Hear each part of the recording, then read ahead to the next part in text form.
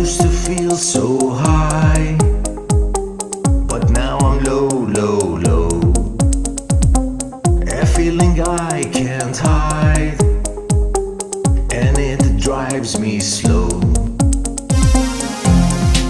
But I won't let it take me down. I won't fade away. I'll never let it make me fade away to gray. I'll be holding on. I'll never let it go until the end of time. I won't fade away.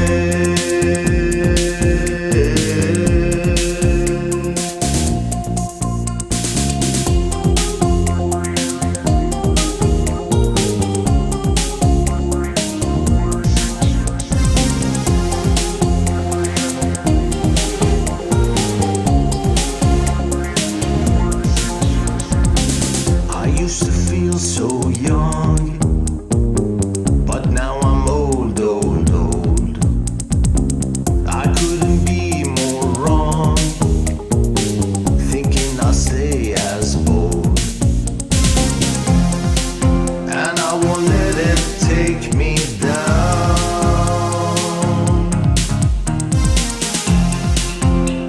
Forever hold my ground.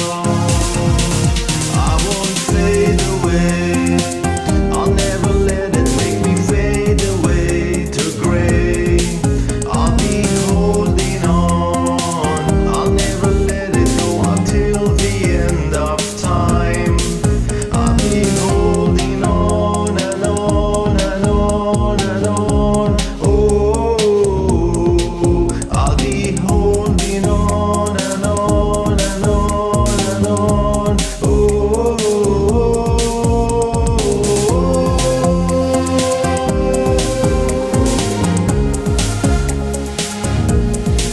I won't fade away.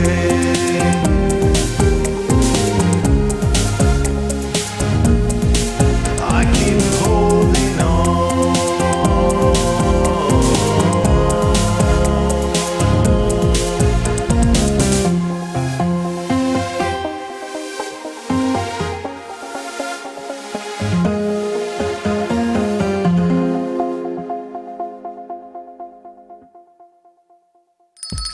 It's lunchtime and the Brooklyn Cafe is open for business. Live from the Amp Media Studios, Dawn and Freddie S. and their team are ready to serve up a huge portion of fun for lunch with friends and neighbors. So let's break open that lunch pail and unwrap that sandwich you brought and take a front row seat in the Brooklyn Cafe and get ready to enjoy some humor and hot topics. It's time to get a healthy serving of hope and happiness to help your day go by with a smile. Your hosts, Dawn and Freddie S., are ready to talk about food, health, dating, or just plain dream making. If you have a story to share, movie review, restaurant critique, or just a coincidental thing that happened to you, call in toll free 888-994-4995, Studio A right now. Sit back and enjoy your lunch break at the Brooklyn Cafe. Here are your hosts, Dawn and Freddie S.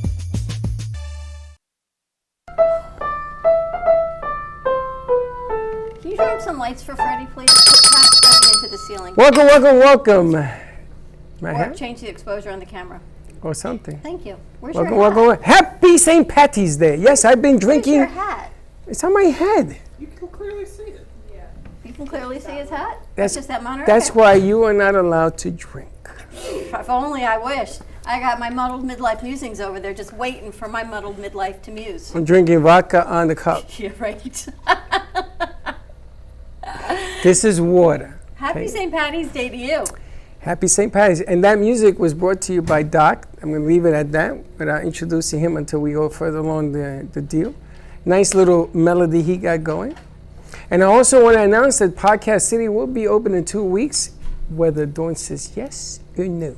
But I I'm love gonna have about a- the doctor that came in with his music is you said, we're going to do a show with you in Spanish. And I said, but he's from the Middle East.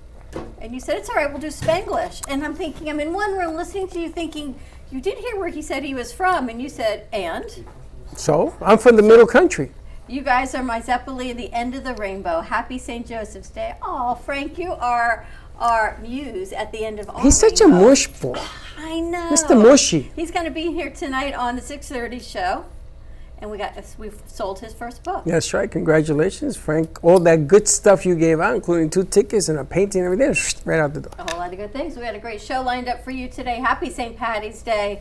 We've got our longtime good friend, Patty Goldenberg, in the house. Did you do that on London purpose? Midlife Musings. Did you do that on purpose? 100%. Is it Patty on Patty's Day? Patty Goldenberg. She's a little Irish. Yeah, St. Patty's It's the Day. Goldenberg that throws you on She's the the other side. whole- But the Patty Goldenberg combined is like my peeps and Irish all rolled up into one. And then she's mixing some Irish drinks. Exactly. Is that what we're doing? Yes, we are. Wow, there won't be a sober person in the house But I'm except you. except me. You know, I know. there was a time that wasn't true. I know. It's all right. Sucks getting old. It's better than the alternative, though, my friend. My grandmother always said it's better to grow old than to not. So we're going to It take depends. it as we It roll. depends. That's a whole psychological thing. And we've got some publishers in the house. We're talking editing and books. We've got a friend that we met over at a networking event last week, Haley Marguerite. St. Patrick's parents were born on the peninsula, which is now Italy. However, in the 5th century, there was no Italy. He was Roman. That's You know right. there was a real St. Patrick? And they were born in the Bronx. You know Yes. there was a real St. Patrick? And there was no Italy? And there was Rome? Yeah. Can you He imagine what was it's the like tenant in Frank's upstairs when I mind? lived on Popham Avenue. He drank a lot. He did his thing on St. Patty's Day. He did the jig. You ever been to an Irish funeral? No. There isn't a sober person in the house. No. Did you see what I did with the lights? They're all green. Holy sm! Oh, That's those are not changing. green. They were green. They'll go back to green. They were What green you a do? second Everything ago. is psychedelic in I don't here. know. I didn't do that on purpose, but I tried to make everything green. I know. How you like my green shirt? What color is this shirt? Yeah. Ask Diana. Diana, what color is this shirt? Diana, what color is this shirt? Yeah. I see a pale blue. I'm not sure, but You see, all colorblind. Stop drinking. Haley, what color's his shirt? gray. Gray. There you go. You know what? Give that woman a drink. I love that answer. I love it. There you go. They all came in and said, "Where's Freddie's green shirt today?" And I said, "Ask him. It kind of looks green over There's there." spray paint in the back between commercials. It's That's looking spray- green on here. Is all I can It tell is. you. I looked at a camera this morning. I said, see, this shirt will work because I don't have a green shirt. It's been a busy morning. It's been a busy week. It's been a great week. I I'm have s- to tell you. I'm so tired. I'm punch drunk. And then I'm getting a sore throat. You've been talking a lot. And then got to go away tomorrow. Roller coaster time. I don't know. I can't scream. I'll be like, So keep your mouth quiet. Look at the screen. creature We look features. like Shrek and Fiona. Do you remember the show Creature Features? Remember Back in the Fiona? day, you guys ever seen Creature Features? It had the hand and a thing of blood, and it would go like this, say Creature Feature. Remember that? How many fingers was on the hand? How many fingers was on the Creature Feature hand? If you know the answer to that, give us a call, 888-994-4995, and win a bag of Brooklyn Cafe Show coffee. That's right. If you know the answer to You know that, the answer to how many fingers are on a Haley? You probably don't even remember Creature Feature. do you know? Yeah, Kaylee she wasn't even thought of Creature yet. Feature. I don't know what that is. Exactly. If anyone, I bet Frank knows the answer. When he comes in, I'm sure he's going to win a bag of coffee. I don't Frank know. That's or Lynn might know. it's a great question. I'm gonna say 3 fingers. That's Nope. just 3-finger finale. 2-finger Am. And Amy. 2-finger Amy. 2-finger Amy. 2-finger Amy? We do this for a living. Arthur Tassinello was in this morning because he was recording his elements for his Wisdom Cafe, which is going to start airing on Wednesday, April 5th. And he says, "You guys are so funny. I kind of like hanging out here with you. I feel like I'm home, and every time you say something, I've got something else to say." Like 2-finger Amy, he would take it another way. People just hang here. How you doing? How you doing? It's Friday. How come they don't put like disclaimer stuff What on did you? I say wrong? I don't know. You just I have don't an know indication. All right, so we have to kick off our St. Patty's Day celebration. We're going to head right over to Patty Goldenberg at the other side of the studio with a bar. Now, what I love so much about Patty, besides She drinks? we love Patty, is she's totally reinvented herself. She drinks more. Well, you know what? Kudos to the lady, or cheers to the lady, that posts a drink every day on social media That's what. and shares the recipe. I love that. You do that every day? No, It's a Every gla- every day. Usually every Friday, though. Oh, and what's in the glass? So, well, in the glass is an ingredient for our drink today. We are going to do an Irish Maid in honor of St. Patty's Day, which, hello, Patty. No, I am just a little tiny bit Irish in all the rest of it, but on St. Patrick's Day, everybody is Irish. And so we're going to make an Irish Maid, which is a traditional Irish whiskey cocktail. And are we ready to get started? Yes. And I want to ask, while you're talking your way through it, how did Muddled Midlife Musings come to be? Because that is why Patty's actually here making a drink. Yes. So Muddled Midlife Musings and more really kind of came to fruition around the pandemic time and just before, as I became an empty nester and just trying to figure out what's next. There's got to be something more. And I enjoy a good cocktail. I am muddling through life the best I can, the same as everybody else. And I really was just looking for some inspiration and some connection and just trying to find my joy again. And so that's really my mission right now, is helping women in midlife find inspiration, connection, and joy. And what better way to find a little joy and sometimes inspiration than with a good cocktail. That's right, because So- the libation is the path to happiness. Sometimes, a little bit. So the Irish Maid is actually a riff on a whiskey sour, if you will. And we're going to use some Irish whiskey and Saint Germain, which is an elderflower liqueur. You can use whatever brand. A little lemon juice, which I have pre-squeezed, and some simple syrup. And you can buy simple syrup, but it's so easy to make your own. It's just equal parts sugar and water. Boil your water and add an equal amount of sugar. Take it off the heat, let the sugar dissolve. Voila, you've got simple syrup. So we're You do all that, or you just buy simple syrup? Oh no, I make my own, because you can make flavors as well. You could do a cucumber simple syrup. You could do lemon by putting some lemon peel in your sugar and water while it's cooling. I do hibiscus a lot, and that's amazing. Just take some dried hibiscus flowers, put them in your sugar water as it's cooling. Let it steep for about 20 minutes, then strain it out. You have hibiscus simple syrup. And you'll pay $8-10 for a bottle of that in the liquor store if you can find it. And this way you're paying, your half cup of sugar and your water's free. So the sky is the limit. There we go. I was going to ask Patty, how is it that you are so very well versed on syrup? on everything? On simple syrup, well, I do love a good cocktail and I like some variety, but I love to cook. I am also a thrifty gal, so if I can find a way to do it better and save a little money, then have at it. Also, if you're making your own simple syrup, you know exactly what's in it, so you don't have to worry about additives and preservatives and things like that.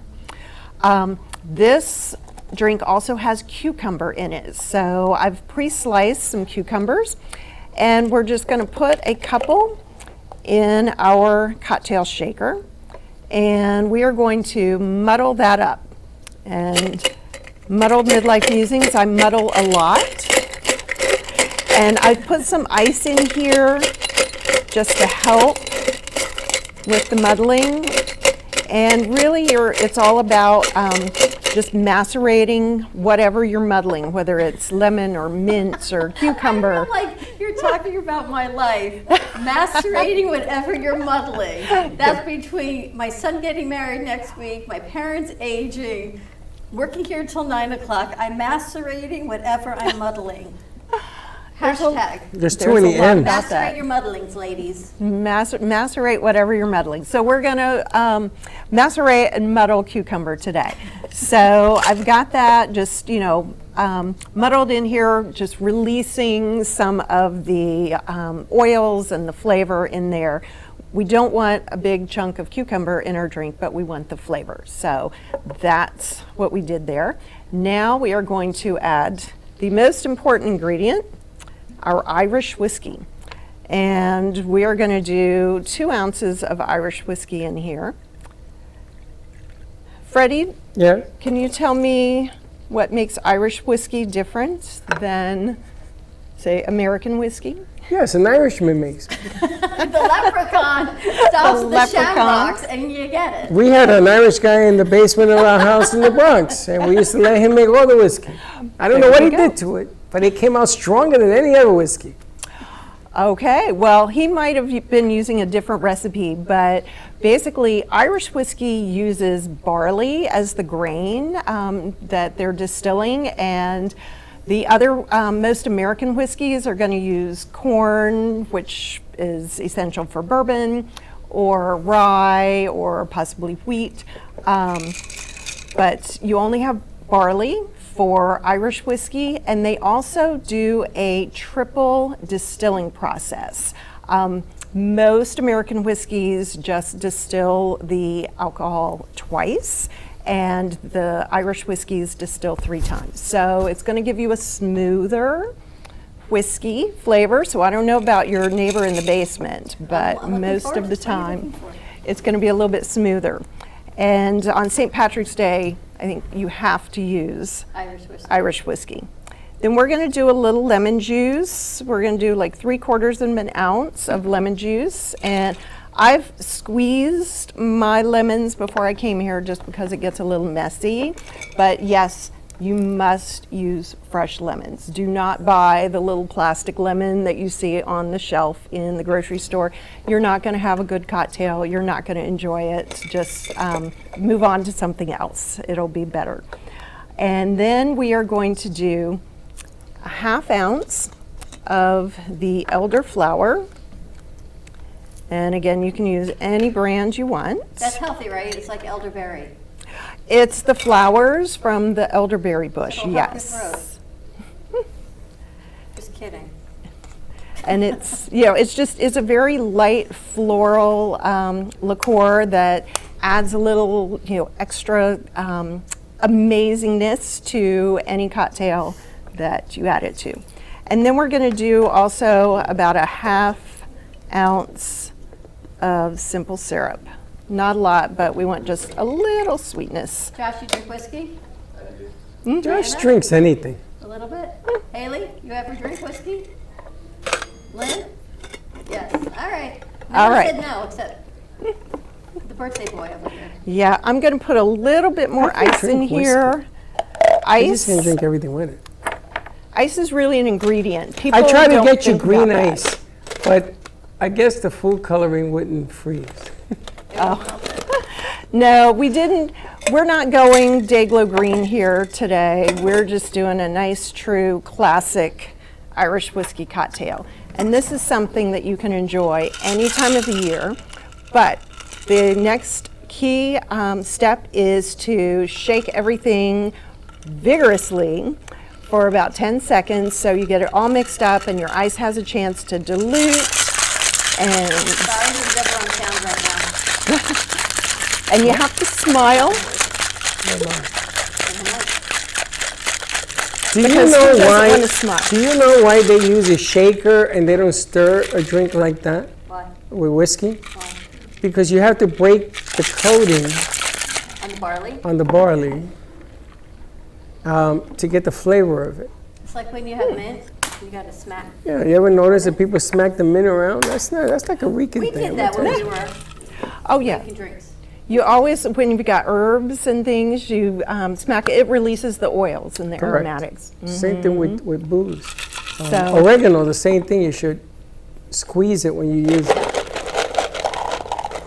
I'm so impressed with Patty. Not only does this drink look amazing and your shot looks beautiful, but you totally reinvented yourself. As we met, you were working with FemCity and you were an amazing president and all of those things that you did with FemCity. And you have your day job. And then your kids left the house and they all grew up and then you moved away. You did what daughters do, right? And sons, we go, we take care of our parents. And then you came back and reinvented yourself again. and Muddled Midlife Musings has grown. So I wanted to bring you on because of what you make and what all the drinks and everything that you do, and you're just growing and growing, but also to share your story. Thank Because you. what you've done with life, I think is what a lot of the women that watch our show want to do and are trying to do, and sometimes don't know where to start and think, they don't even know where they want to end up. And I'm sure this wasn't your goal, was to mix drinks on No. TV. No. But somehow you got there. Exactly. We, again, muddling through the best I can, and it's about finding joy in the journey. And one thing that definitely brings joy to a good cocktail is a garnish. I mean, what's the difference between a drink and a cocktail? The garnish. So we are going to do just a little cucumber slice right there. And Well, I thought it was how fast can you Cheers. drink it? so this is the Irish Maid.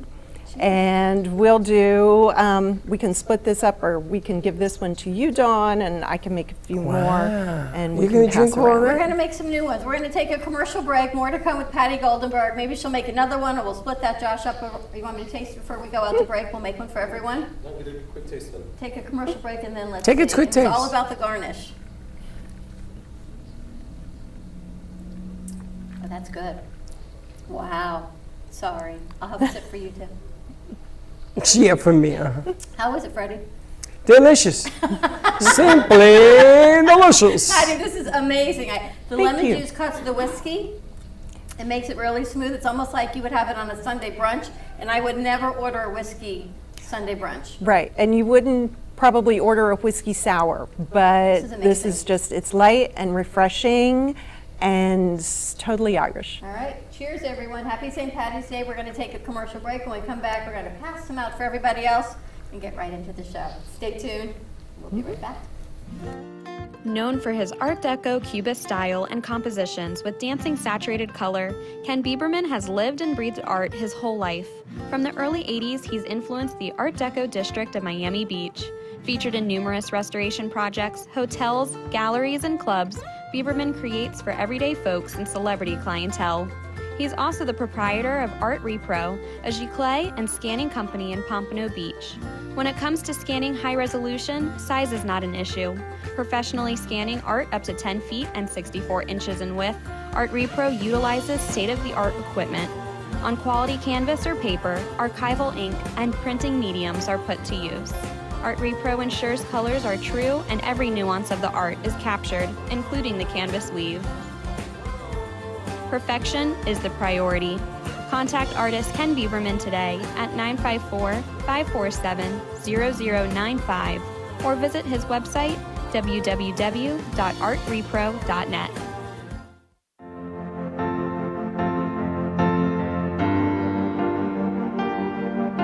Being a successful woman in business means having the courage to own who you are.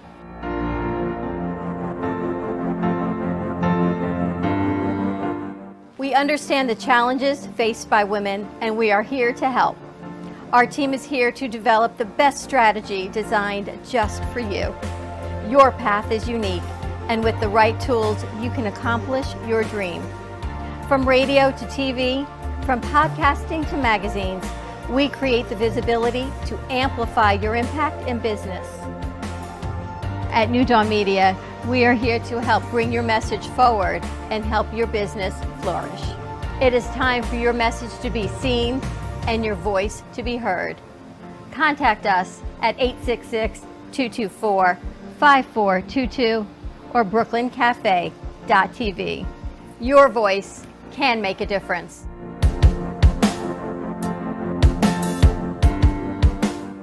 Le Sorel Restaurant, home of the authentic Italian tradition, offers a large menu that consists of seafood, steak, homemade pasta, brick oven pizza, and homemade desserts including a wide wine selection.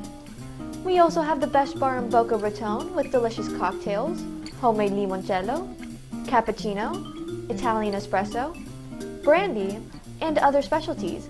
Open every day with a lunch and dinner menu. For more information or to make a reservation, Contact lesorelrestaurant.com or call 561-235-5301. There is no way to ignore it. You hear it on the news, online, from your friends and family. What happened to my money? Whether it got hit by falling stocks and bonds, with the coronavirus, shrunk by a floundering 401k with low interest rates, and is riding the extreme ups and downs of the stock market with political elections. Many Americans are worried about their money and how they're going to retire. Help protect your financial future now and call J.D. Mellberg for your complimentary book from a leading financial firm that shows you ways not to run out of money whether the market goes up or down. This free book reveals little-known truths about annuity strategies in simple-to-understand terms that can protect your money for a lifetime. As a bonus, we'll also throw in a free annuity rate report summarizing the rates and benefits of annuities from hundreds of top-rated insurers, helping you to find ways to get up to 33% more income in retirement. That's right. 2 books, both absolutely free, for calling J.D. Mellberg. Help protect your financial future. Call 877-643-3015. Are you compromising your medical care for doctors out of your network? Are you tired of dealing with referrals to see a specialist? Are you aware that you can save up to $155 a month on your Medicare premiums? You need an all-in-one benefits company that can help with all of your Medicare plan needs. Call today, All-in-One Benefits Group at 954-614-5488. We're here to find an all-in-one plan for you. 954-614-5488. Call today for open enrollment. Do you have an idea for a show or a podcast? Do you want the opportunity to be on TV? Amp Media Productions is partnered with True Oldies Real Radio Station and powered by many online platforms such as Roku, Facebook, YouTube, and even Amazon Fire to help amplify your impact. Do you want your voice to reach a wide audience? Call us today at 866-224-5422.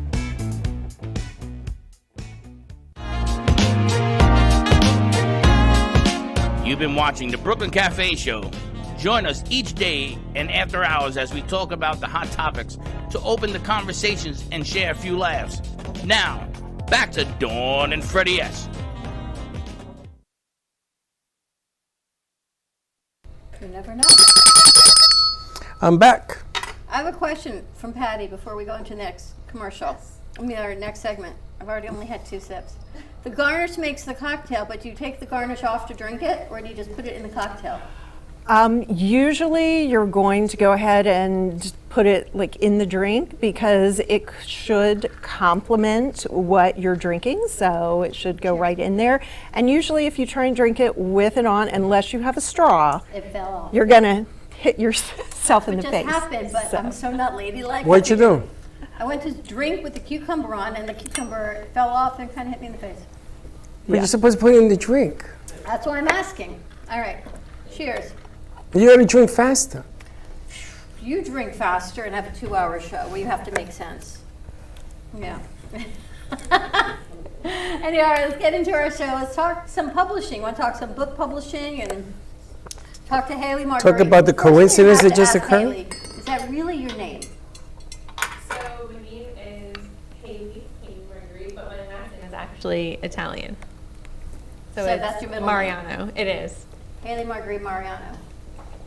I remember when I named Chelsea, her name is Chelsea Blake, because I figured if ever in life she wanted a beautiful, theatrical, artistic name, she could do exactly the same thing, and she does. She uses that for her art. She just removes the last name and goes by that. 100%. I think because my last name is just, it's so long, and then you have Haley Marguerite Mariano, and everyone's like, what? Huh? What's her last name? How many names you got? I have 3, but I mean, some people think my first name is Marguerite, or it's Haley Margarite. I had the mayor yesterday call me Margarite, so. What are you, Latina? You Spanish? Are you Spanish? I actually am Hispanic, yeah. I know, because only us we 3% carry. Spanish, so. Latinos carry Cinco de 27 Mayo's names. coming up, so, you know. That's because Latinos like aliases, because we hide a lot. Yes. That's right. We've got Diana Dedaguia over here. How's that? Perfect. I've been practicing in my head. Perfect. Tell us what you do, Haley. So I'm a book publisher with Haley Marguerite Publishing, and I'm also a children's author with the Charlie Takes Adventure book series. So just recently I have designed and created anti-bullying programs that really have been proven to help reduce the number of bullies that we see in schools and communities all over the world. But I'm also in the process of coming up with curriculum. So the curriculum is really good for elementary all the way to high school. The curriculum is for anti-bullying. Correct. It's good for anti-bullying. I'm into you because we need that so much. You have no idea. Oh my gosh. And when I Yeah. call your phone, there's a message. It goes through everything that you do Yeah. on the message. Oh my goodness, look who's in the house. Mary's in the house. Mari, ¿cómo You're a estamos? security guard now? Yes.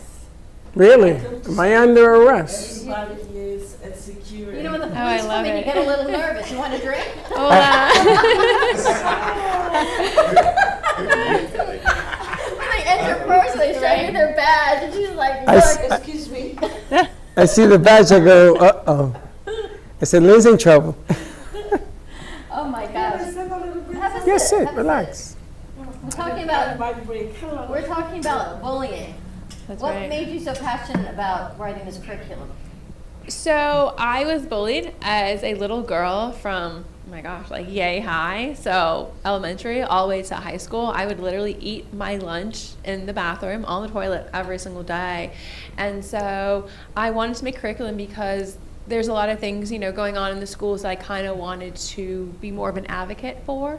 Yeah, maybe I just don't really agree with. I would have a lot of kids, parents, grandparents tell me things they wanted to hopefully change. So I said I'm going to take it upon myself. I'm a little inspired. So Now I know who you are. you do. It was at the meatball room. That's right.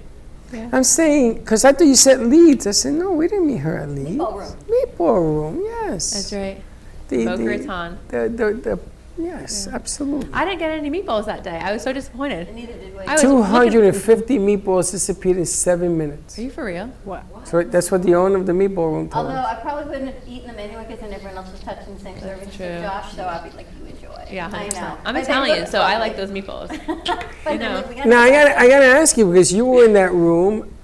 Did you feel like everybody in that room had a book, or something to write about, or publish, or so? Everybody had a story. That's true. You know, I think everyone really does have a book within them. Everyone has that $1 million story to tell. But the thing is, no one really wants to go forward with it. I meet people every single day at these shows, at schools, nonprofits. I have no idea how to get the book published. I don't know where to start. People are afraid to take a stab at it because they're afraid that they're gonna be laughed at. So true. Because everybody lives what other people think about them. 100% Remember that right. story? Yeah, that's true. But the amazing thing is, when I could not hear you that night, I heard every other word because it was so freaking loud in that place. Remember? But I remember publishing and things of that nature. Oh, now I know why you did this today. I'm following the bouncing ball here. Yeah. I'm not feeling very hot. And you do children's books, I remember you telling me, right? I do. Do you have published children's books now? So I have 4 books currently right now that 4 I've books, of 4 course. books that I've published. I'm working on my 5th book. So the first 3 teach children, my readers, history from the different states here in America. So we have Florida, Massachusetts, New York. Then the next series is all about space. So the first one teaches kids not to bully others, as well as how to eat, live, sleep, breathe on the moon.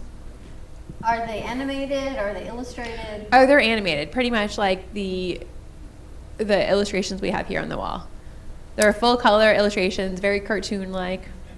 Did you do those also? I did not. You had an illustrator. I did. Where did you grow up? So I grew up in Boca Raton, but I was born in Massachusetts. So you were bullied here, right in I our was. hometown. I was. So I didn't even dare ask where you went to school. High school. It was I'm dawn. thinking you're probably the age of our kids is what I'm thinking.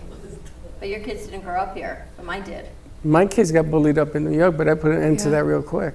Yeah, I went to school out in West Boca. I had to transfer schools. I was getting bullied, yeah. And it's really hard because it sticks with you. And here's the thing I don't think people realize, that even though parents say, oh, it's just words, you're fine. 100%. It sticks with you, right? You still remember it so much that you're writing curriculum to stop it, and you're making awareness about what it is, but it doesn't mean the kids don't do it. They're still doing it. They do it.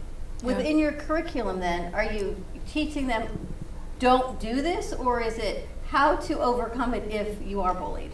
Or both? Sure, both. So we have how to stop a bully, and the best one that I really like and appreciate, I came up with, it's like a mindfulness, words of affirmation. So I own space in 3 major rocket ships. So the really interesting thing is... Wait, you own space in 3 Say that again. What? I Want do. air in a rocket ship? Oh yeah, 100%.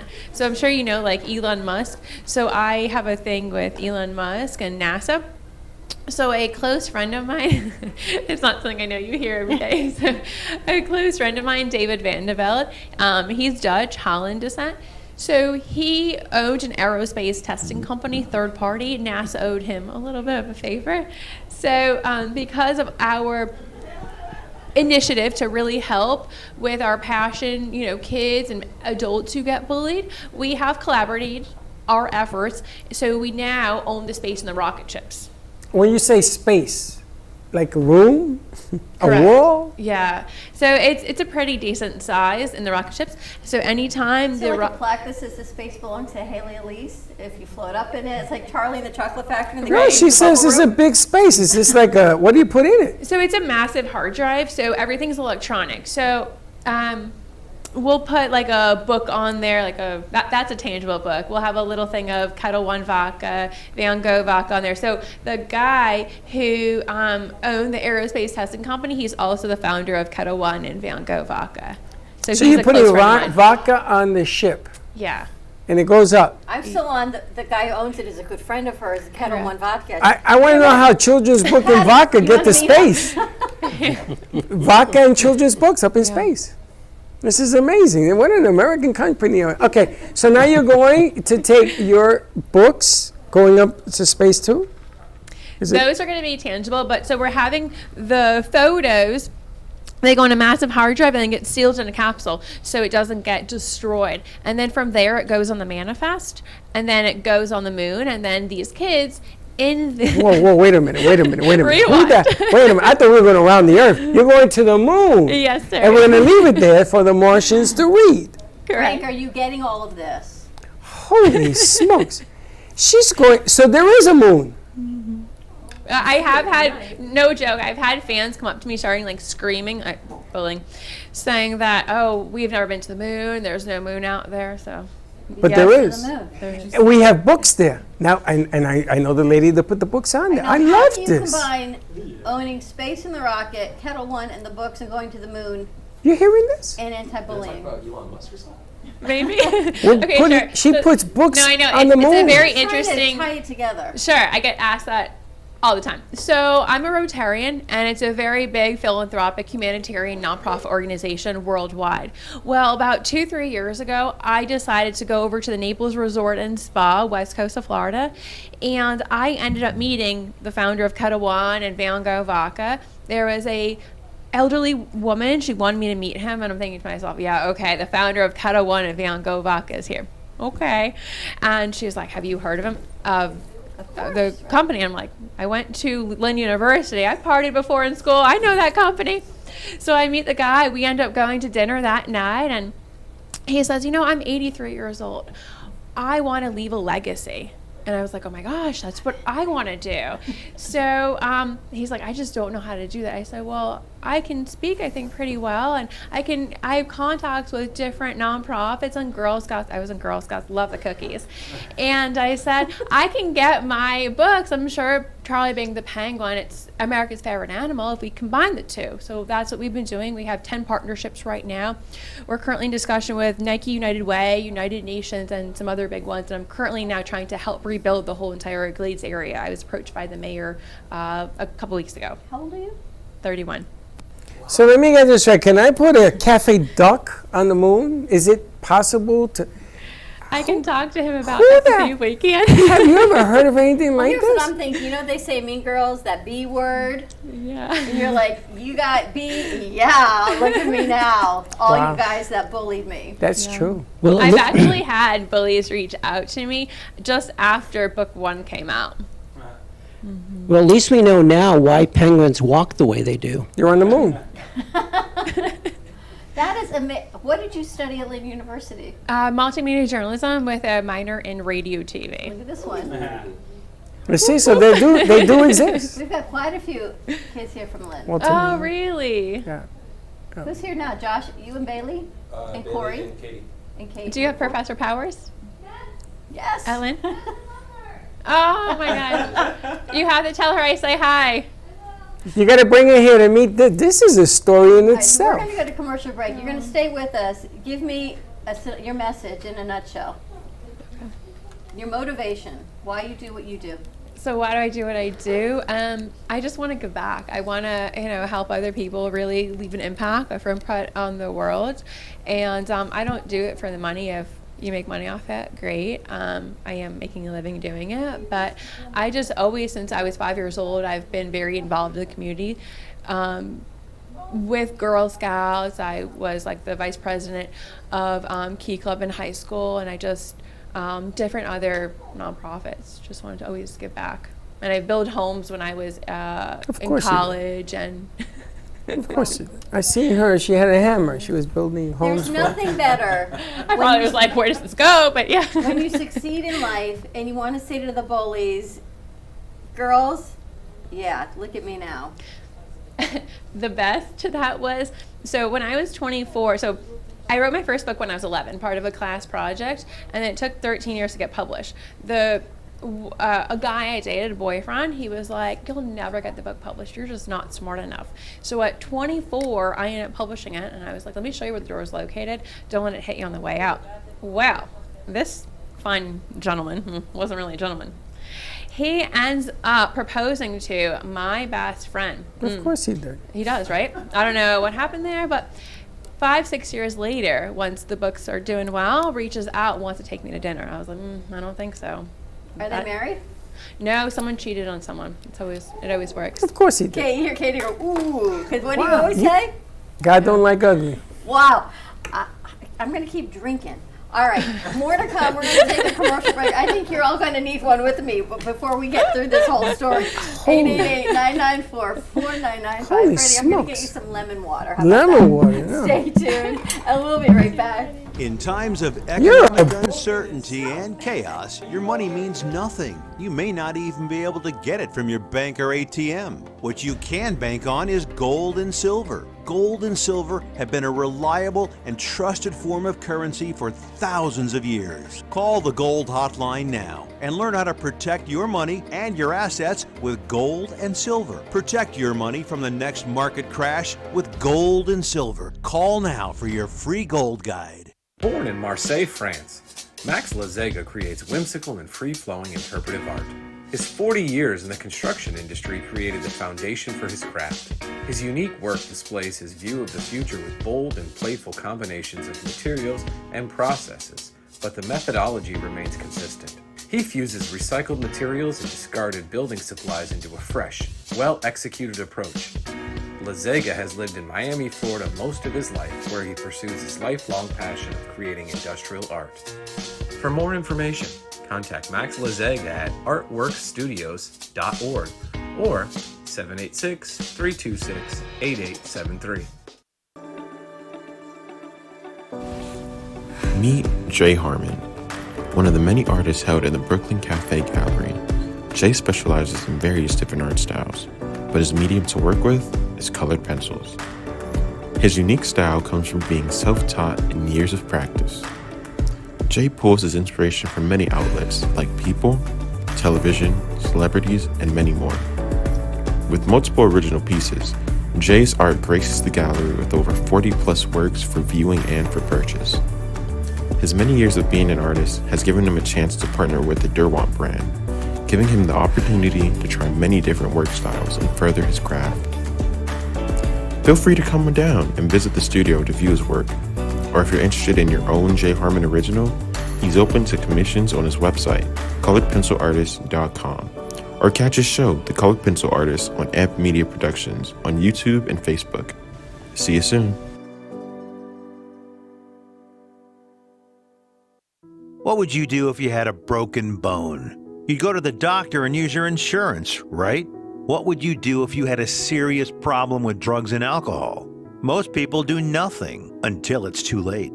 Your insurance can help you get clean and sober with the assistance of a place like the Detox and Treatment Helpline. Many times treatment is fully covered, so why not use your insurance to treat your addiction problem just like you would if you had a broken bone? And with the Family Medical Leave Act, you're allowed by law to take off time from work, and your employer doesn't need to know the reason. So there are two good reasons. You've got insurance you can use for your addiction problem, and with the Family Medical Leave Act, it's completely confidential. Call us right now and save a life.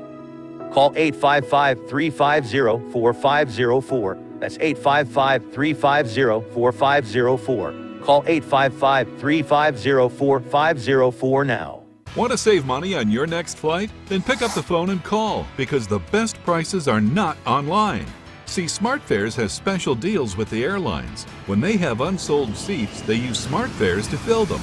So you get airline tickets at ridiculously low prices. With the extra money you'll save, you can book another trip or treat yourself to dinner. Call today and get the best price on your next flight, guaranteed.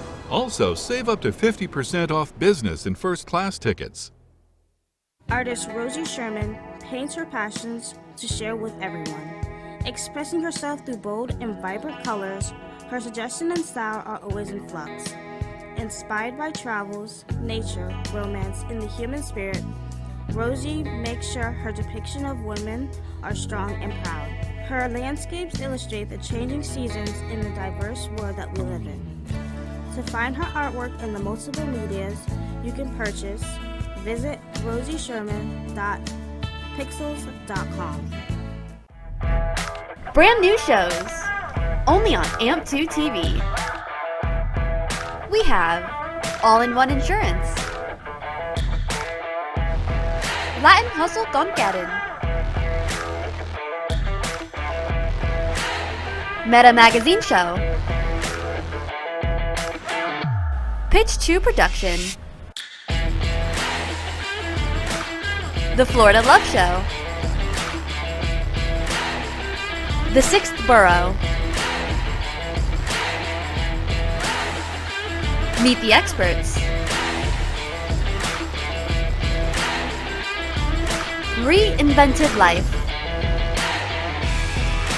Lights in the Night, and The Hangout.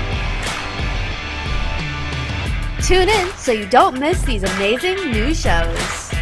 Only on AMP2 TV. You've been watching the Brooklyn Cafe Show. Join us each day and after hours as we talk about the hot topics to open the conversations and share a few laughs. Now, back to Dawn and Freddie S.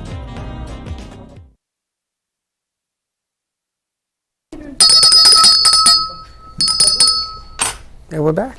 And we're back. All right, we've got a great conversation going on. Happy St. Patty's Day, everyone. And while everyone's getting resituated, I got a little puzzle for you from Judy Herman.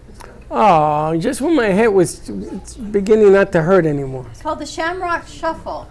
Yes. So since we've got publishers and editors in the house, I figured we would not leave you alone on this limb. Hold on a second.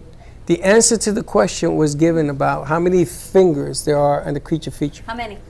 How many, Diane? 6. Ding, ding, ding, ding, ding. No, she looked it up. She went to Dr. We Google. didn't say anyone Did couldn't you look see it me up. look it up? Did you do it or not? Does it matter? Now I know you did. Did you know that, big boy? No? You know what that is? Creature features? Yeah, no? Feature show. I'm getting old by the minute in this play. All right, so I'm gonna have everyone put on their thinking caps. The Shamrock Shuffle from our good friend Judy Herman. Yeah, All right, 4 leprechauns are each wearing a different colored shirt yeah. and carrying a different number of shamrocks. 1, 2, 3, or 4. Okay. So what's the question? Okay. Now she goes, okay, I see eyes rolling and I hear who cares, but stick with me. Trying new things is a way your brain grows, and that's called neurogenesis. 1. The leprechaun in the green shirt is carrying the most shamrocks. 4. The leprechaun carrying the fewest shamrocks is not wearing the yellow shirt. You may need a pencil for this. The leprechaun in the red shirt is carrying more shamrocks than the one in the blue shirt. The leprechaun carrying 3 shamrocks is not wearing the red shirt. Oh. Apparently we've had a timeout. Birthday to you. This is for you. Happy birthday to you. Happy birthday, dear Freddie. Not me. Happy birthday to you. We need more cowbells. And now they can eat it. Did you make a wish? I made a wish. I told you I started since last Friday, but thank you. I appreciate it. 2-0. Thank you. G-Man, here, come take this. Thank you very much, because I can't eat it. And But I figured they could all enjoy it. First of all, let me tell you something. Thank you very much. I love you guys. Thank you guys. That was awesome. I feel like I'm at TGI Fridays. It's okay, Chris. Wait till you see what's coming to you. Oh, by the way, you're all invited next Wednesday. We're having a birthday party for both our birthdays because it's mine Sunday and it's hers Friday. So we always celebrate it in the middle. So come on down because there are going to be some really tricky Payback, I stuff. know. Oh, paybacks. Forget about You it. gonna get me a leprechaun? Is he gonna say happy birthday? I did that once. Remember? I got it hired once. a little person who came in with a diaper and a sash, and he said happy birthday. And he had a beard. He sat Hey, there happy for 2 birthday. hours, no shirt on, a sash and a diaper. He sat right here in a chair. He was dressed as Cupid. And he said happy birthday. You said those are the most expensive words you've ever And paid no, for. that's he has 3 words. Happy birthday cost me like $300. I said, really? That was from Steve-O, right? Woo! Now, let me tell you something. I did very bad in the SAT test. I might have to start again. No. You know, we're not going to do this. My SATs, I went to NYU, but it wasn't because of my scores. This is a nightmare for me. The blue, the green, the yellow. Tell the leprechaun to jump out and just grab whatever the hell they want. Who the hell cares? She says, understanding the information you're given, applying it, and using the clues, you can figure out which leprechaun is wearing which color shirt and carrying how many shamrocks. But this is a Judy for you, Freddie. You might want to work on the puzzle with paper just to make sure you use a sharp pencil, because a pencil that isn't sharp is Dull. pointless. Bada bing, bada boom. Thank you very much for playing. How much did you drink? Not enough, apparently. Yeah, drink a lot more. But don't do this to me today, because my head hurts now. The blue and the yellow and the green and the orange. And so we're supposed to figure out who has what, right? Yep. Anyone have an answer? Yellow has I'm one. going to give this to Lynn and Marguerite to finish this out. Lenny. Any. Oh, you figured this out? That's all I. I'm going to give you the paper. You can figure it out. See if we can get everyone to figure this out. All I heard was colors. All I heard was paper. And Katie doesn't know what a shamrock is, so other than that, we're all batting 1,000.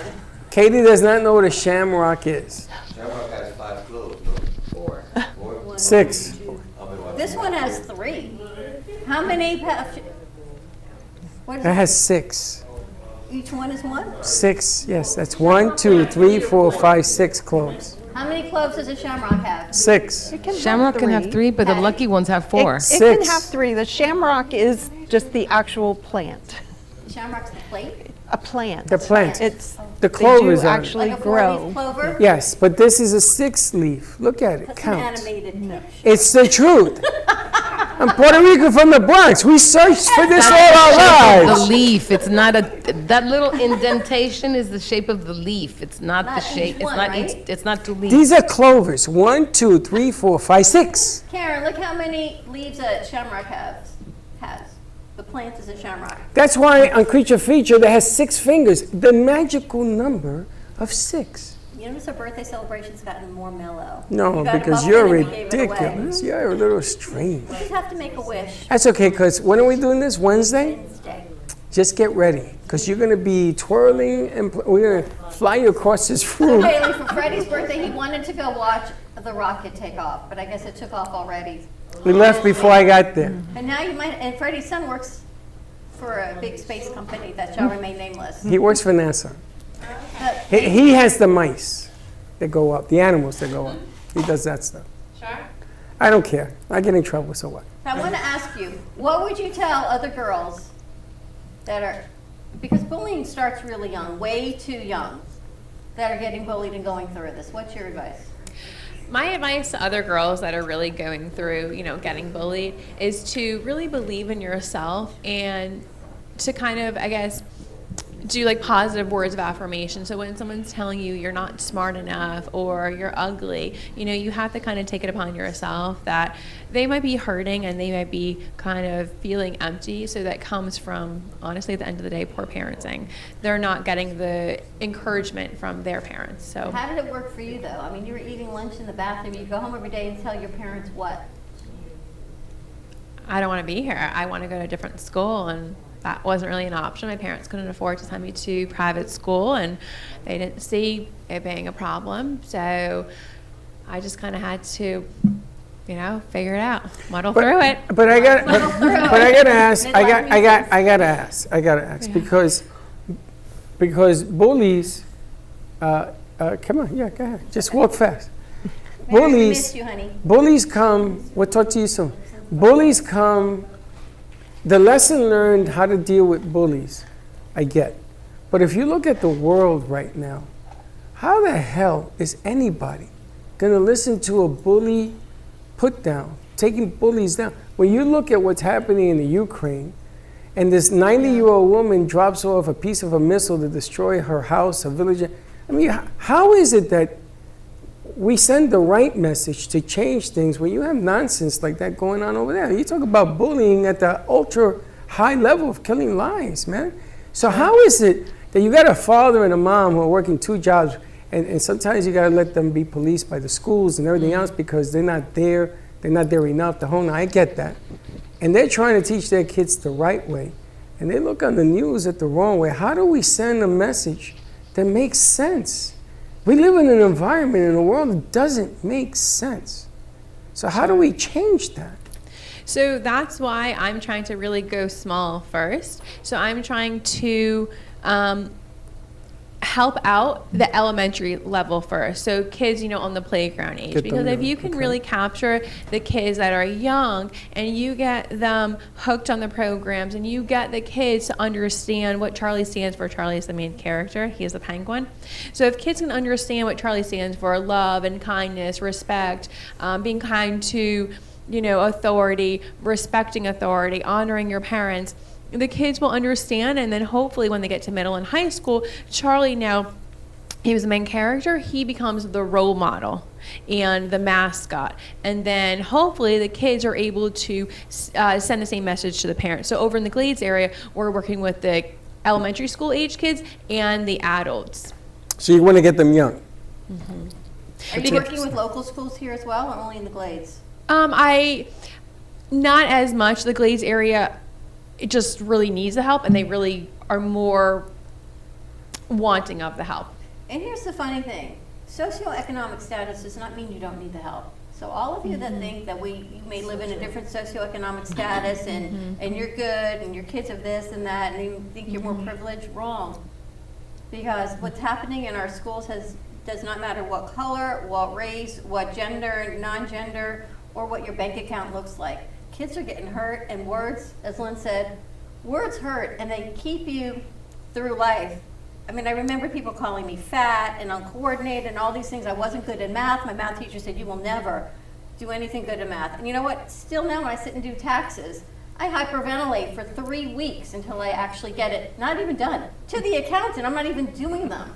So all of these old past things, they stick with you. Yeah, we're going to get to you on this also because you have a program that helps reprogram all of these things. All of these triggers. So I would love to see your program get into every school, every socioeconomic class, because it doesn't matter what your bank account looks like, because words hurt regardless. I grew up in the Bronx, and I was part of the Ghetto Brothers gang. And the reason that I joined the Ghetto Brothers is because I got bullied to no end. And they were the only ones that took me in and gave me a chance to walk home without getting punched in the face. I mean, this is just reality of life. And it wasn't until my brother says, no, you're not going to be joining no gangs. You're 9, 10, 11. What are you joining gangs? Are you crazy? And they used to have a garbage can in the back of my jacket. It said Ghetto Brothers, and I used to clean the streets for them. Check this out. So my brother walked to the warlord, which was my cousin, and he says, he's not doing this anymore. And he walked away from it. He had me walk away from it. But the problem is that back in the day, gangs were the way kids got away from being bullied. And that was a big problem because the gangs started to fight one another for territory. Right, absolutely. So I got to tell you, the problem still exists today. And there are people that I know that join gangs to run and hide because apparently that's the only place they can find safety in numbers to go to school. So when Freddie was getting bullied, I wish he was here, I went to the school with a baseball bat, and I was a football coach. I went in my colors, and I surrounded all my players. And my players were big. They were big kids. And I had them form a circle, and I says, I want every kid that feels threatened on this schoolyard to come in here. And I had to do that to keep them safe, man. Now, why am I doing that? And the principal came out, Mr. Santori, I don't think this is a good lesson. He says, then do your job. Find a way of getting these kids home safe. And my son, after that, he was fine. Went to school, nobody messed with them, and we sort of made friends with the bullies, and we sort of worked the psychology. But that was something we created. There was nothing in place. So I applaud what you're trying to get to, because you got to get them young. You know, the fear starts young. Thank you. And once you get the fear, you get the triggers. And once you get the triggers, and he's going to talk about this, right? How's everyone like their drink, by the way? Success? Delicious. Delightful. It is Cheers very to good. Patty. Cheers. Cheers. Now, Penny, how many of these trick drinks do you have in your repertoire?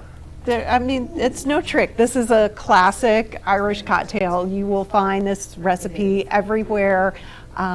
It's, again, kind of a Irish riff on a whiskey sour.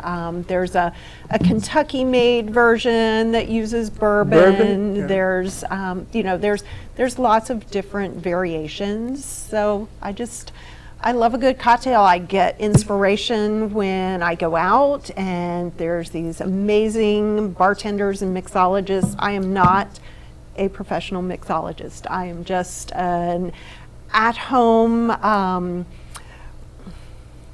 muddler, if you will. Maybe we can bring you in and create a segment and combine your mixology with truly what's going on in life and how you're muddling through it, because just like the kids need to hear the story of bullying and how we overcome that, our demographic, and guys as well, need to figure out how we're muddling through life, how we're managing changing careers, men and women, right? You get to a certain age, Lynn's going through it now, that, you know what, I don't want to do this anymore, I'm going to focus on this. Kids growing up, getting married, aging parents, we're all muddling through life, and it's a whole lot easier with a good cocktail. That's right. So maybe you can bring Patty more often and do a segment. It's like Blue Brothers. You ever notice when they have a family crisis, they bring out the bottle, and they have it neat with ice in the glass, and that's brandy or whatever the hell, Kentucky bourbon they drink.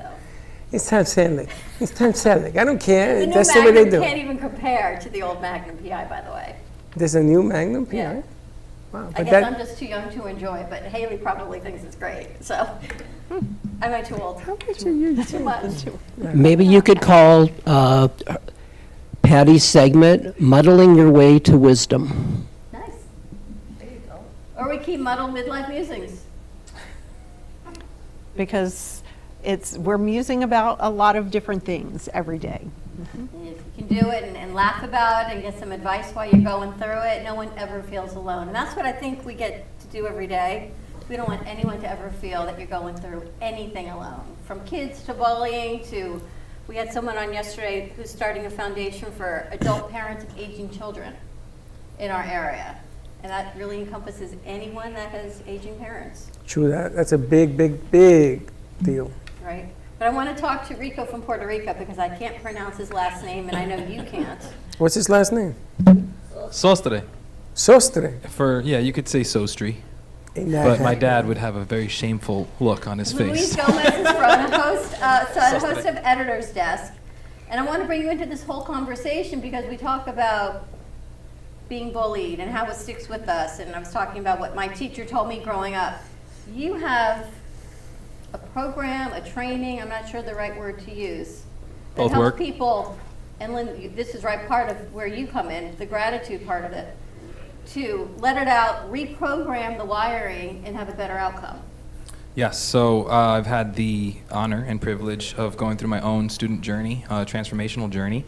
And at the time that I was going through my journey, life was good. I owned my own business, you know, I had my car, I was in a relationship, I had my dog, my animals, like I had purpose, I felt fulfilled. So for me, I always looked at life like it's 10. But the moment I say 10, there's no room for growth, right? So it's forever a 9-9, you know what I mean? I'm always looking and always seeking and always wanting to be a learner of life, you know, a student to life. So after going through my own student training, I ended up going through professional development and learning as much as I could about presentation, along with coaching. I think everyone nowadays is a coach, you know, it's kind of like a keyword that's just tossed around now. So, but it's the easiest way I think that I can relate to people, or that they can relate to what I do, you know. But essentially, in these programs, I've learned a lot about taking a human being and giving them the space or the opportunity for themselves to kind of reactivate some of the traumatic experiences from their childhood.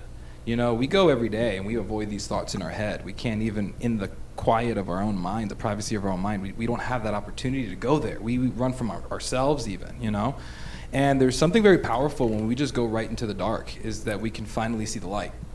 So you're going to face your fears? Yes. Or your triggers? Correct. But this is a different approach. Do you think we know what events they are? Or do you think we buried them so much that we're like, oh, that's okay. Dad wasn't nice to mom, but that's how dads are to moms. We don't realize that that's not something that's acceptable? Right. So, I mean, it's both and, I would say. But as we grow up as children, we are learning.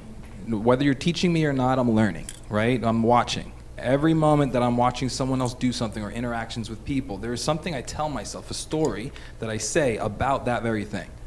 So the moment that I can start to see the narratives in my mind and the emotions that they produce, now I can start to impact the way I relate to people. But it starts with me looking inward at myself first. And I think a lot of people are looking outward. A lot of people are like, oh yeah, I'm healed. You know, I don't think that we're ever healed. I think that you can close the wound as much as possible and you still always have a scar that's kind of sore, you know? And so when people are like, oh, I'm in the woke culture, you know, and I'm healed, you know, there's a lot more discovery I think that you could find if you really wanted to look for it. Now, would that then encompass that everybody has a wound, no matter who they are? It turns into a trigger when it becomes more psychologically devastating, right? So what you're actually pointing to something very accurate is, as a child, right, think about an infant coming right out, all right? There is this experience, right, where the child is screaming and crying, right? And as adults, we look at the child and we say, oh, poor baby, pobrecito, right? Like, you know, life is so hard as a baby because we know better, right, that there's nothing for you right now. But if you were to look through an infant's eyes, right, they're not screaming and crying because they're happy. Right? It's a very traumatic experience, number one, to be separated from the womb. Number two, you start to learn the first context, which is I need someone to survive, right? Natural animals can just get up and start walking, but infants, I need someone to survive. Right.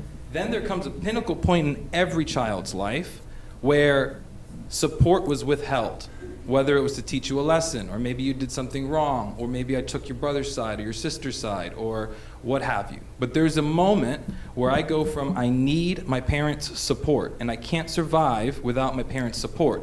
And then there's this really disruptive experience of I can't rely on my parents for support.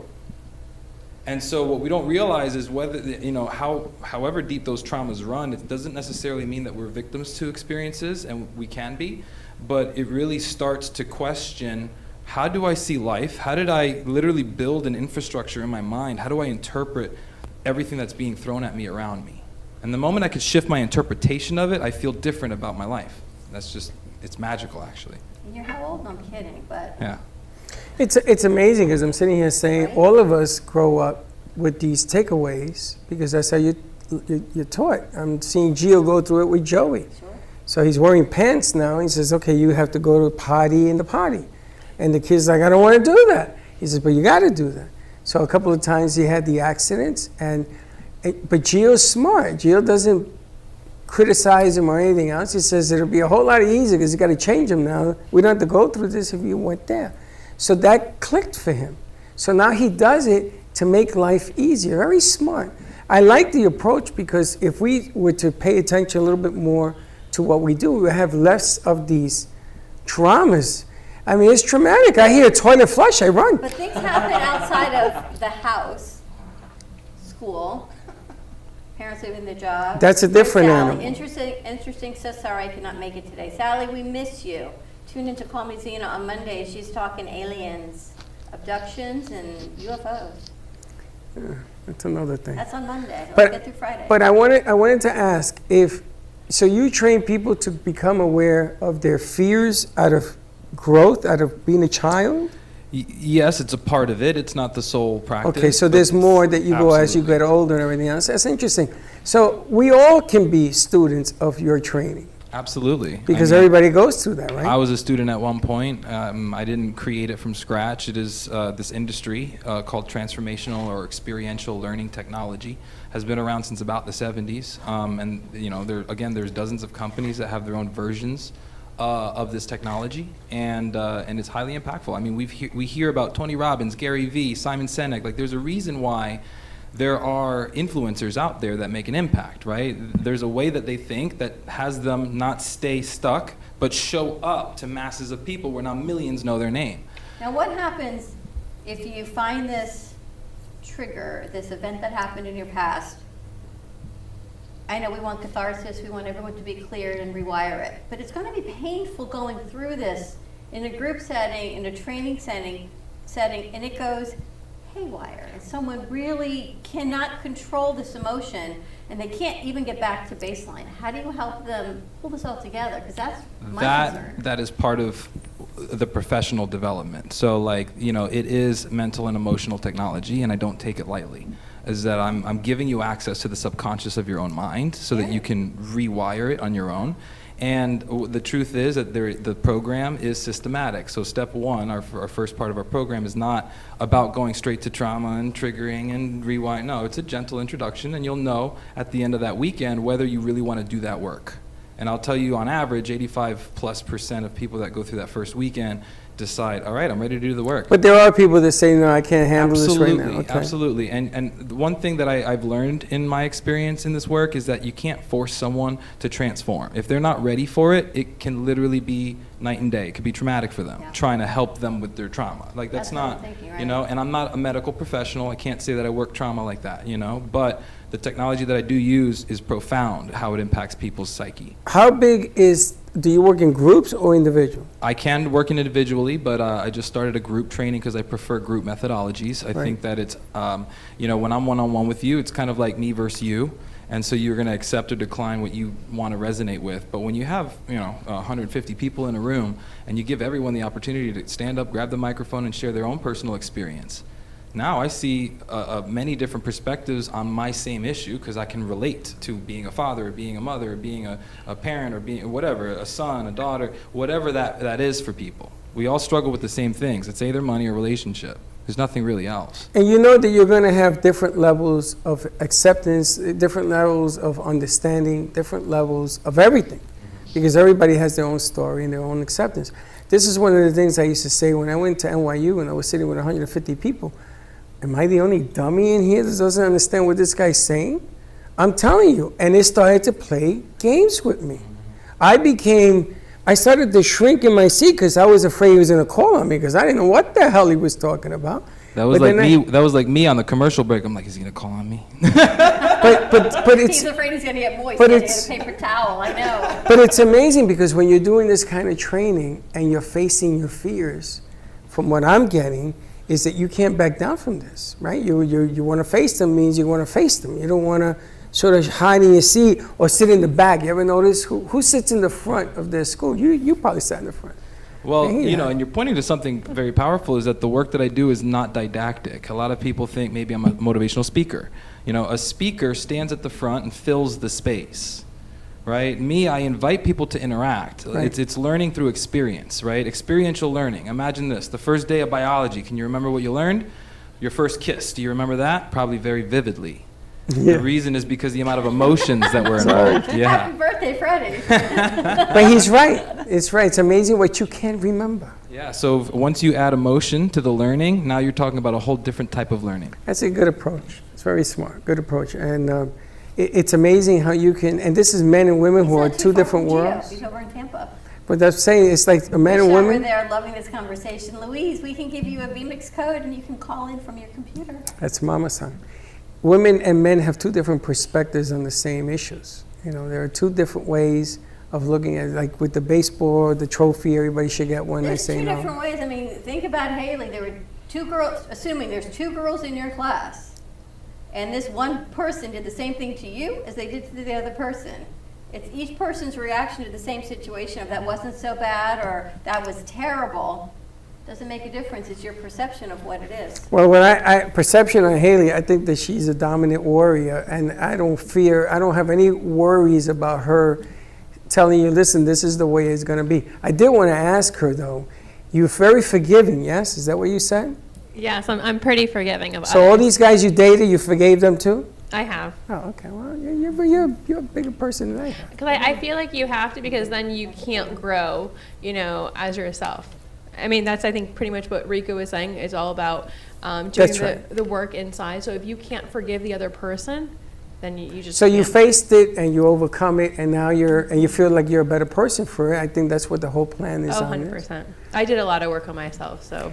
It's amazing how you find these individual nuggets in life that can actually do the work that you're actually offering to other people to learn, which I think is viable right now. It's very important that people do Diana it. says the same thing. You have to forgive. You have to forgive. If I go across the street and beat the crap out of the person across the street, and that person gets over it because I was upset at that person for whatever that person did, they got over it. That's fine. But who's still upset? Who's still angry? Who's still, if you don't forgive, you're hurting yourself. It's the other person gets over whatever it is. Does it matter what you're forgiving? It Does doesn't matter. It could be, I have a cousin who, her son was literally shot at Shula's. He died. Wow. She had to face the guy who killed her son. And she had to forgive him if he wanted to go on. If she wanted to go on. If she wanted to go on. Yeah. Because for him it was done and over. She had to live with that now. How does she continue? It's tough. I got a friend, I received a message yesterday on a hit and run, and apparently the guy, when he hit the person, he dropped a $20 bill on the person that was dying on the floor and walked away. And they have a picture of the guy, and they caught the guy. And she now said, this is one of Linda's people, she said to Linda, I gotta learn how to forgive. She has to learn how to forgive. She has to look at her fears. And she's having a real tough time. That's a tough one. It is. Drop a $20 bill on your kid that you just murdered in a car. I mean, come on, man. And when it's tough. When we talk about forgiveness, I like to put a little token out there, which for me, it's giving forward. Yes. So I think that a lot of people with forgiveness, it's about reconciling what happened or going into the past in some way. But for me, it's about the moving forward. It's about, and I think that it's conceptualized, like what is forgiveness? It's like, it's okay, or like almost like validating. And it's not about that. It's about me feeling my emotional freedom every time I think about that memory. Is rewiring the angst into something more, calming, peaceful, accepting what is. Lynn, I have to bring you into this because I'm sitting here talking to Rico. I'm like, do you know Lynn? I'm like, hello, of course you know Lynn because of Louise. And through Gratitude Training is how we met you through, Freddie calls her Token Joe, but through Joe Engelson. You've gone through, I don't want to say the same, but a similar, and Jay Farrow and Janine and all the people that we met through that, 7-8 years ago. How has this worked for you? Because I know your story and you're still going through triggers of things that you're finding out information. Once we start the work, we really need to stay in it. The challenge for most people is that they go and have an experience, and they're so excited about the experience, but when the experience is over, they just go back to their life again, and it's like nothing has changed. And so I look at things from the perspective of integration. And integration means taking this healing or transformation that I went through and now applying it to every new moment in my life and saying, oh, you know what, this would have really upset me 5 years ago, but I realize I can apply my transformation to it now, which gives me the ability to have a new perspective, to see it a different way, and make a different choice about whether I'm going to react or I'm going to respond, or what's going to happen in me, what's going to happen outside of me. And so that is really, really important.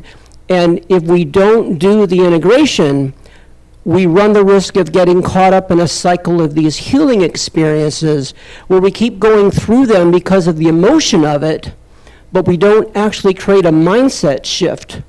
And the mindset shift is where the gold is, in being able to take what we learn, take that experience, and then continue to grow, continue to apply it into our day-to-day experience. And along the way, we will learn new things at the same time, which means we should see noticeable positive improvements in our daily life if we've actually taken all this to heart, and if we've actually taken our transformation and we start to apply it. You know, it's funny because I was going to ask, you overcome, you cheer it on, and then you move back into that space where you came from.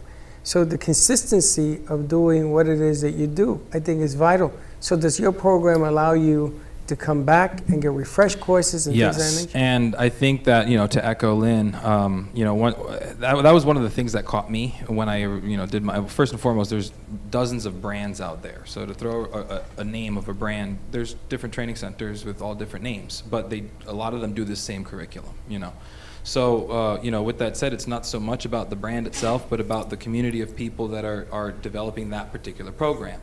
And this particular program, it's designed almost like a word of mouth marketing, because it's about relationship. And the learning lesson becomes, in my relationship with you, can I compel you to take action in your life so you can change your life, if that makes sense.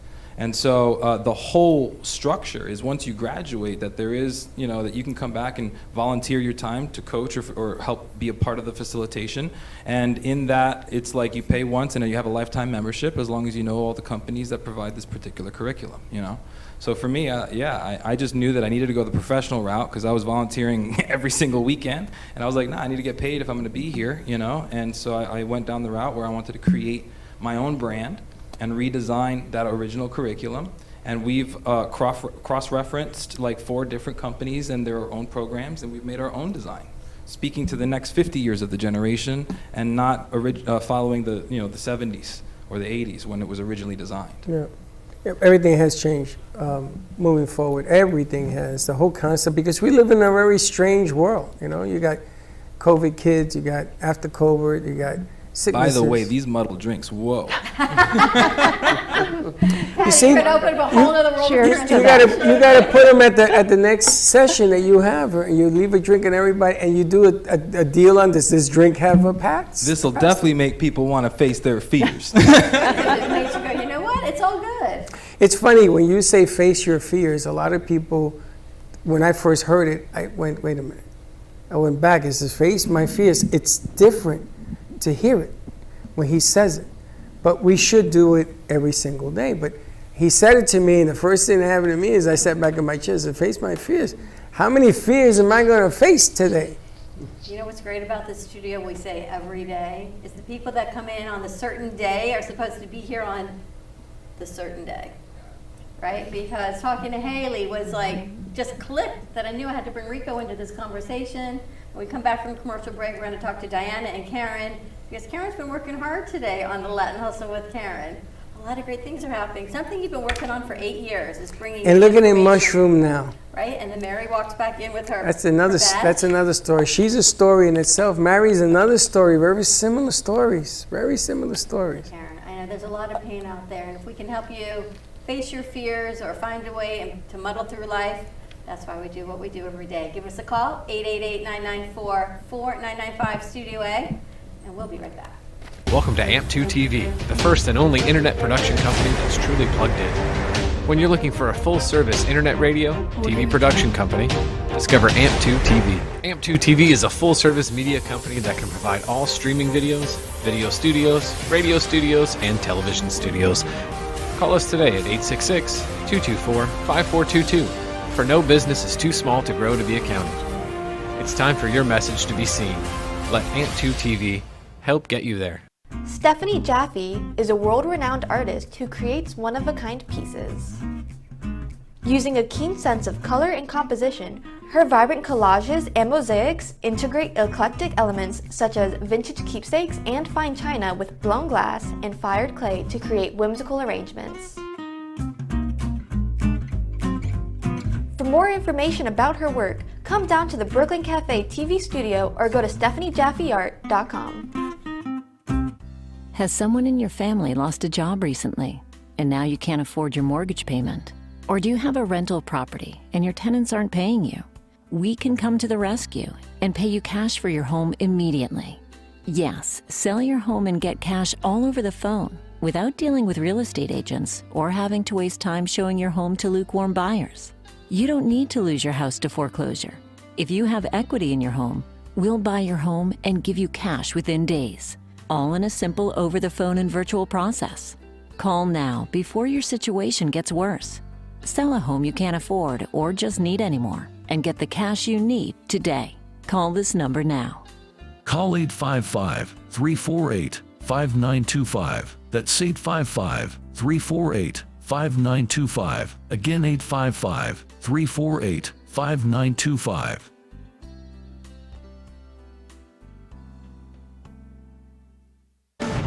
Tax audits, tax liens, wage garnishments. Every day we hear stories like this about good folks who are simply struggling to pay their bills. Each of them are living a frightening IRS tax nightmare, and they are afraid it will destroy their lives. I'm a divorced single mom, and my ex-husband left me and the kids with a lot of unpaid bills, including unpaid taxes. I was really starting to show my stress on my kids because the IRS had sent me a letter demanding a huge payment from me. I couldn't afford it. So then the IRS was threatening to garnish my wages. I'm already living paycheck to paycheck. That would have put me over the edge financially.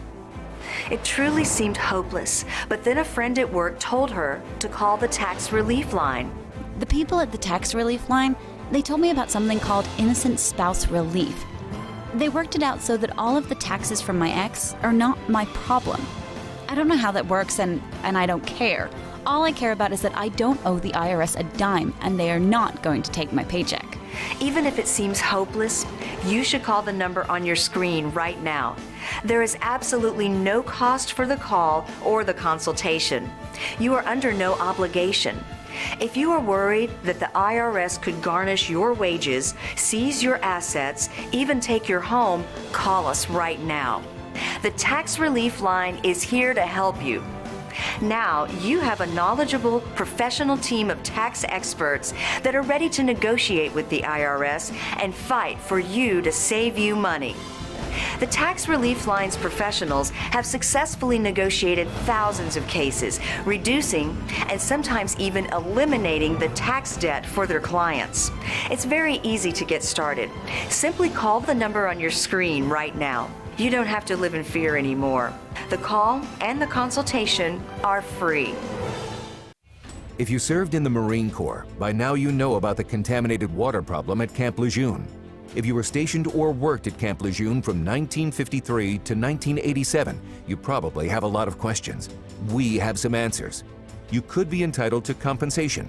Billions of dollars are being allocated to pay for damages to anyone stationed at Camp Lejeune during that time. Unfortunately, it appears that officials may have known the contaminated water problem existed and did little to protect their men. The Semper Fi code was not honored. If you or someone in your family has developed a serious illness, including various forms of cancer, call this Camp Lejeune legal support line right now. You can't turn back the clock and change what happened, but you can certainly call right now and learn your rights as a Marine. Here's the number. Call 855-993-2180. That's 855-993-2180. Again, 855-993-2180.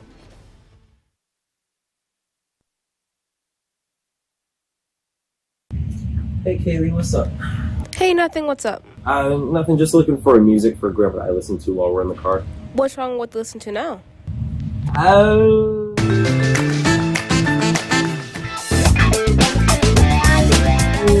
Let's just say we have different tastes, you know?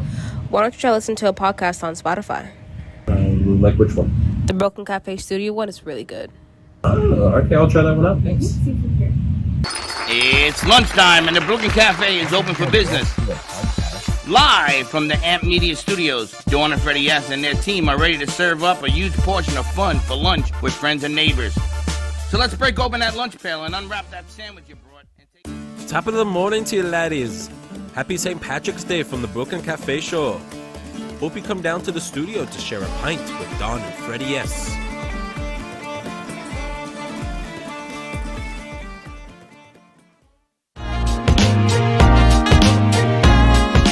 You've been watching the Brooklyn Cafe Show. Join us each day and after hours as we talk about the hot topics to open the conversations and share a few laughs. Now, back to Dawn and Freddie S.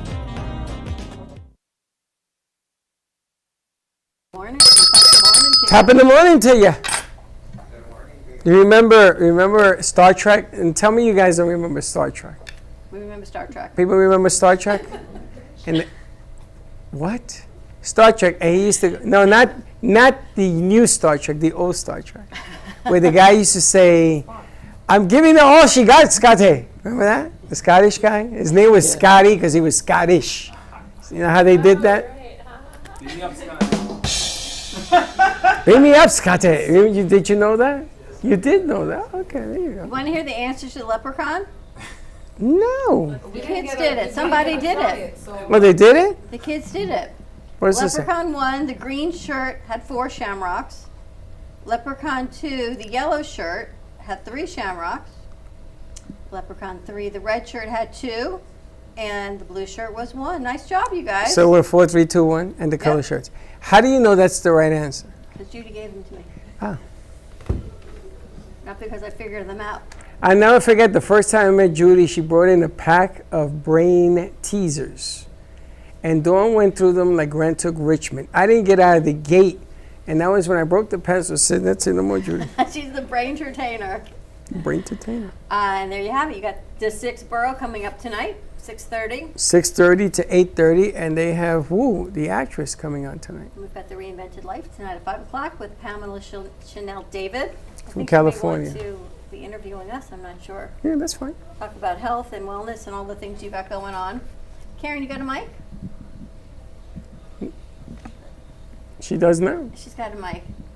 We had Karen working overtime. She got to interview Diana and Rico today. I know. She says, "Do you want to do 15 minutes?" No, half hour. Go to work. It was funny you said Karen's got to work. She's doing 30 and 30. I thought she's leaving. You meant she's working here. She's not leaving. I know when she has to leave, and I know where she has to go the whole night. I said, "No, you're working half an hour. You're lucky we don't go 45. I may have something you had to do 3 in a Friday." So hey, I have no problem because the more the merrier. How was it? It was really good. There was a lot of information I learned from Diana through Pranic Healing, and a lot of information I also learned from Rico through the leadership coaching. So it was really good information Was to it get new out there. information that you feel that you've shared with the community that you hadn't shared before? I feel like there was a lot learning, like my first interview with Diana, I was learning a lot about energy, because with energy, I think we get a little bit confused with like auras and the black and white, gray and black, the different feelings and emotions that we go through, but there's a lot of energy involved in it as well. So that's something I learned with Diana that she was explaining with me on the show. And Rico was just telling me how, we can change our lives. Is your mic on, Karen?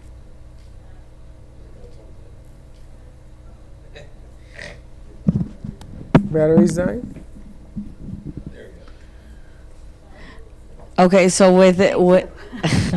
all right, so with Diana, I was learning about the energy healing and the energies, the different energies, because we often get a little bit confused with auras and different other feelings and emotions that we have, that we may confuse them with energy. So Diana was just giving me a lot of insight to how energy works and how we use energy to heal. And with Rico, he was talking to me about the mind frame of being a leader, of setting our mind frame to where we used to think we can't do it, or we have to program our future and worry about the future. Rico was just sharing with me how important it is to have a leadership mind and to be able to lead instead of follow. All right, so I got to ask Diana and Rico. Rico, not everyone is a leader. There are some people that would rather be the worker bees and not the boss bee. So you're touching on something juicy, because one of the first definitions that we have to create is what is a leader. And right now, I think the rest of the world has leadership as a rank or a position within a company. But the truth is, as a father or mother, you're a leader. As a brother or sister, you're a leader. You know, as your coworkers, you're a leader. So it's not about having a position of authority as much as it is, are you complacent to life, or do you take action when you see a creative opportunity? But I got to stop you there, because I see it. And then when I tell the person you're a leader, the first thing that comes out of their mouth is they do this, or they go, no, I'm not, because they don't want the responsibility. So what we're talking about is the way that we frame certain words and how we define them and hold them. For all I know, right, that person that you're talking about, their father was in a leadership or authoritative position within a company or something, let's just say as an example, and they didn't admire the way that that person carried or held the responsibility of their leadership. So what they said is, that's what a leader is, I don't want to be that. And so automatically when you say, hey, I really appreciate your leadership today, nah, I'm just doing my job. Okay, cool, but you actually took the extra step, the attention to detail. You took the initiative. You know, you could have gotten yelled at, but you decided it was time for you to, whatever. But how do we separate negative reaction to positive reaction? If somebody pays you a compliment and says, you know, you're a leader because you did this great, and they go, no, I'm not. So, you know, what's funny is I have a story. When I was in high school, one of my best friends in high school, he's actually the one that taught me how to drive stick shift. He came from a military family. Like, mom was ex-military, dad was ex-military, brother was, military. He was on his way to the military. And, you know, there was a way that they ran their household that I really admired, you know, and even today I'm like, yes, ma'am, yes, sir, you know what I mean? And I remember one time being with his dad, and his dad was like, he paid me a compliment. I don't remember what it was. Something like, hey, you're intelligent or sharp or something. And I did that. I've always been conditioned that humility or being humble is not to acknowledge what I'm good at. You know what I mean? And so I kind of said, nah. And I remember him like, what the was that? You know what I mean? And like, I stopped for a moment. I was really apprehensive. What the hell's happening? You know what I mean? And he got firm. He's like, I just gave you a gift and you threw it on the floor and stomped on it. Don't do that. All right? Just say thank you. You know what I mean? If you don't believe it, cool, but you don't throw away what someone's trying to offer and give. You know what I mean? And so ever since then, I just thank you. You know, and it took me some time. Every time I said it, I felt almost pompous or cocky. You know what I mean? But there came a point where like, no, thank you. I want to acknowledge the gift that I am in the world and the impact I make on people.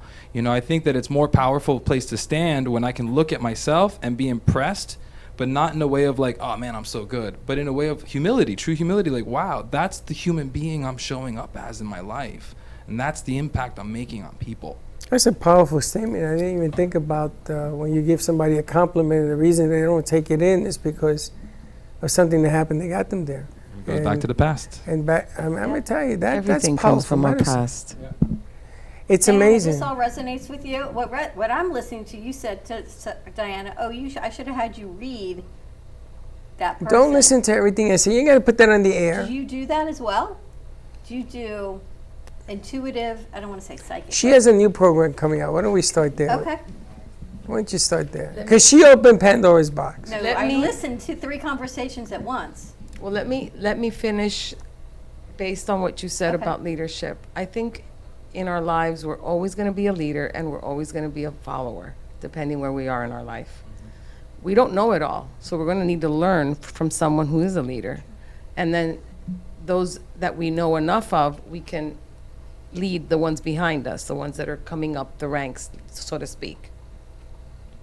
So, and showing up and saying thank you is just enough. You don't have to, until you believe it. Even if you don't believe it, I think it's important to accept how you show up in the world and what that person is.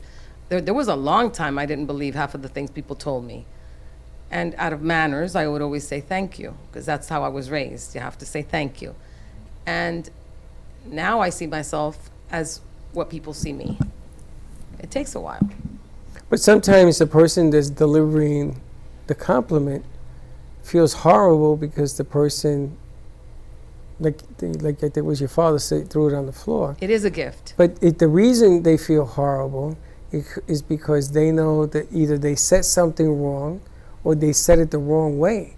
So all of a sudden, how you're delivering a certain message to certain people becomes just as important the words When you you use. give one of our crew a compliment, you feel bad if they shrug their shoulders?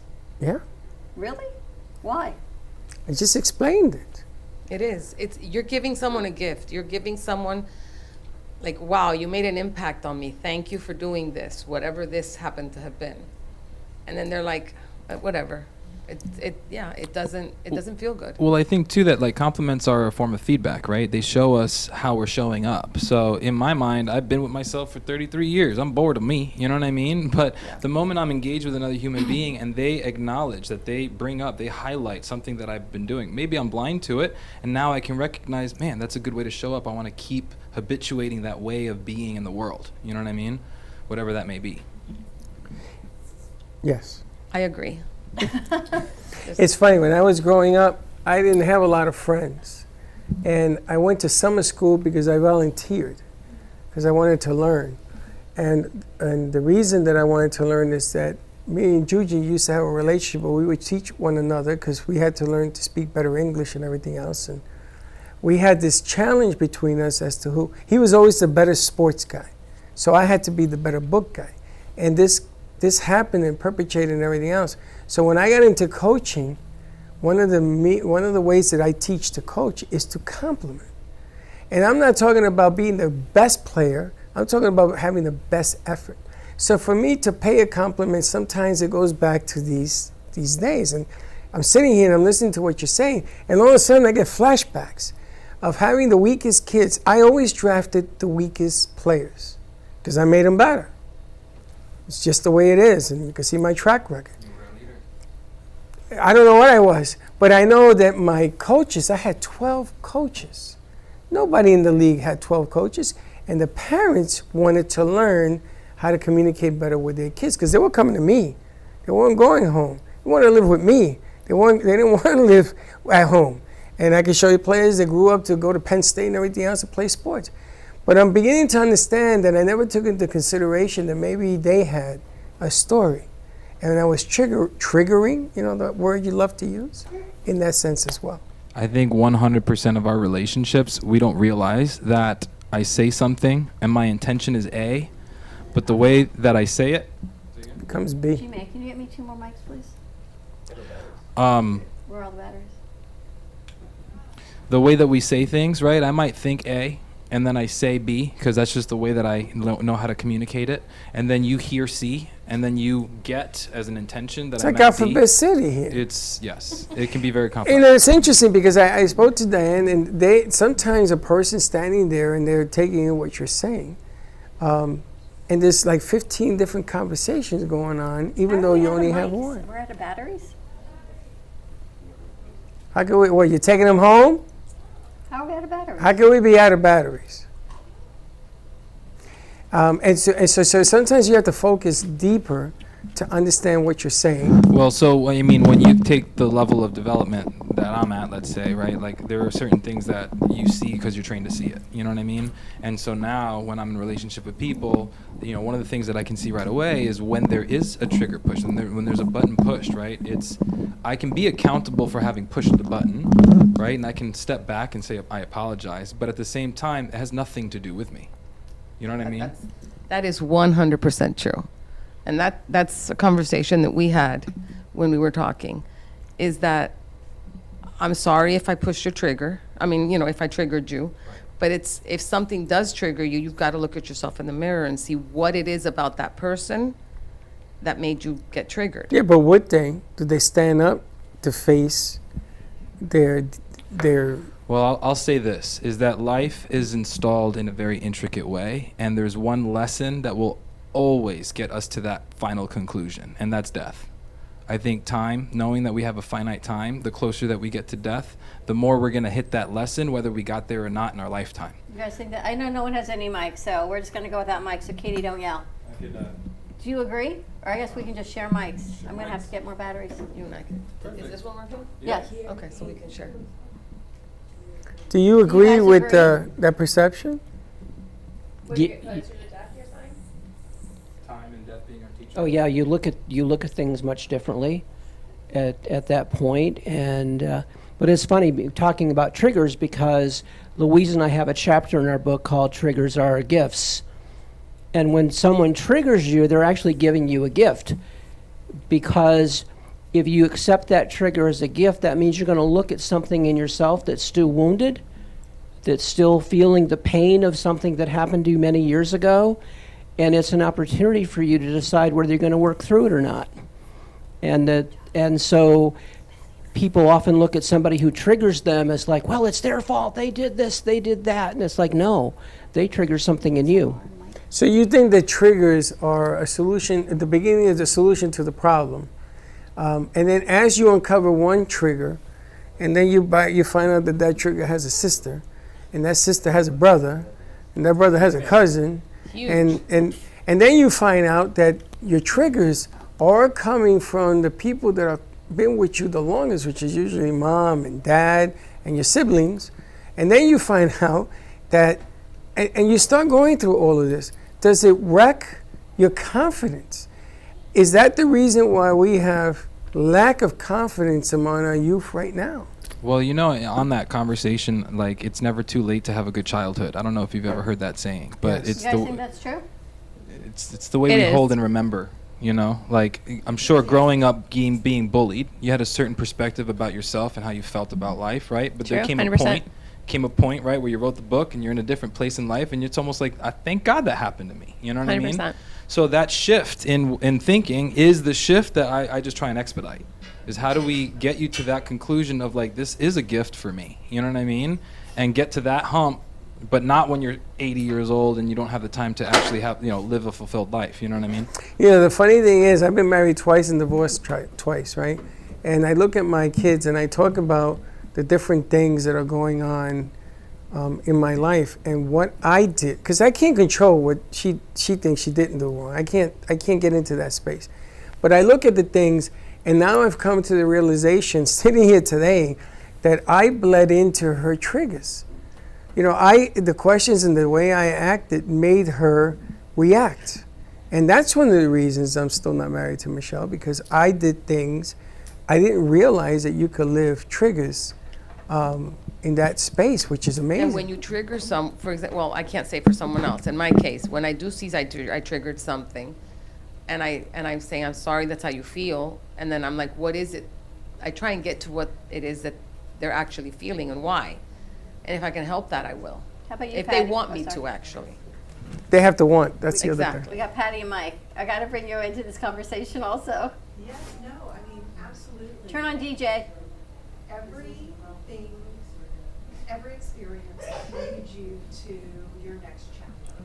And like you said, you're never too old to have a good childhood or a happy childhood. You have to know that things work out the way they're supposed to. And if you had not had that experience, you would not be who you are today. I mean, Haley, you went through horrible experiences. However, if you had not, you would never have written that book or developed this amazing curriculum that is helping so many other people. So, we do have to learn how to embrace the experiences, maybe not in the moment, but, give yourself some time and you can reflect on it and realize, yes, that was, how it had to happen to lead me to this next thing. And again, just go through the best you can and just keep moving forward. There are no accidents. There are no accidents, right? Everyone's here today in the right time. Everyone's supposed to be here for. Well, the funny thing is, it's like he said, it's never too late. Never too late to learn, never too late to change. So just out of curiosity, do all of your shows go this deep? Yeah, pretty much. Well, you know, I'm enjoying this. you know, you gotta look at Do our shows go like this? when he's here. Yes, Deep? when he's A here. lot of the yes. shows go into deep things. And we yeah. started with drinking. It just happened. You know, the funny. This is what this is what happens when you drink. But I gotta tell you, the difference is if you look at the people in this room, this is exactly where this talk is going to go. Yesterday, we had all of the producers out here, and they were singing songs, and we were doing all sorts of stuff. But you've cleared up a lot of questions that I've had, because I want them to be the best. I want them to be better, and I am willing to go to war to get that. But you know, you have to be able to ask the right question at the right time of day, because I gotta tell you, these kids today are not like the kids I coach or my sons. They're not the same anymore. And that same approach that I had to them is figure out, let's go get it done, doesn't always work. In here, there is so much insecurities that are going on around us right now, and I'm beginning to put one and one together, which really makes a lot of sense to what they're saying. So deep, this ain't deep. It gets a whole lot deeper than this if you look at what we're facing and what's going on around us. And we gotta get on point, because we rely on them to do what they do. I mean, he brings out a mic out of left field. I mean, it's just, it gives me about, what are we doing this? About 10 years, 8 years? It gives me orgullo. You know, I'm very proud of the fact that I can say they are the best. I have to tell you, last night we had a show, and the guest forgot to log into the call. It was a remote call. He went running. He was a big administrator with the government in Broward County, and he forgot to log into the call. And the host is sitting here, and we're emailing, and we call the phone number, and he calls in. I'm so sorry.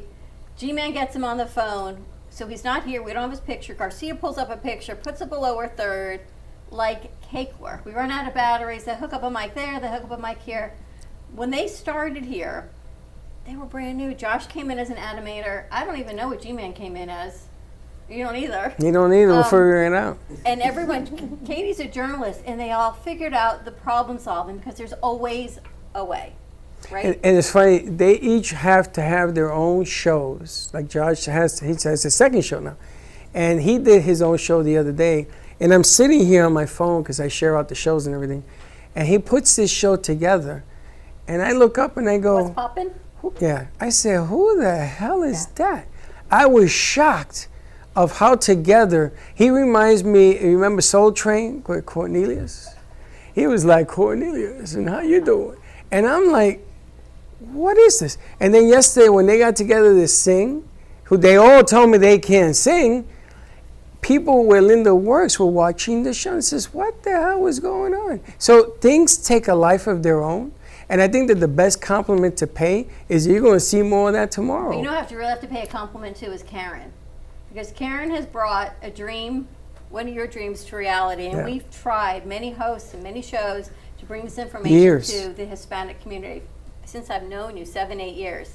And for whatever reason, it just hasn't stuck. And Karen shows up 3 times a week and with a smile on her face, and she says, let's go, let's get it done. And it's because of you that the message grows. That, because what do they say? If you build it, they will come. You built it. But they don't stay. But no, you build it, they come and they go. Look who came yesterday, because of Karen. Yes, I Elsie, understand that. We got to interview because of Karen. I understand that. Well, and to frame that a little differently, like a round of applause for all the leaders behind the scenes that aren't being seen, but that are required to make it all happen, you know? It's true, and the dimensions of what's going on at AMP right now are changing. The system is changed. Society has changed. How you do business has changed. It isn't even anymore about building and they will come. Now you got to build it, rebuild it, modernize it, turn it into a condo on the beach. Let it keep going. Muddle everything you can, because everything is about niche teaching. It's about finding out what your players can play what position. And once you find that out, then all of a sudden you put them in a position to succeed. And when you do that, you got a winner. You got a shot. Don't mean you're going to be here tomorrow. It means you have a shot at being here tomorrow. So I've matured. I've learned. It's taken a lot of time for me to, I mean, I've been doing this longer than everybody in this building. I'm almost 20 years doing this. And I have seen things from small cams to Reds, to huge cameras. I've seen all that stuff. You've done the commercial business. You know this better than anybody. The object of the game is you got to take what doesn't work and you got to make it work. You got to find a way, and you got to keep finding a way. And thanks to my co-host here, the house you sit in is her dream.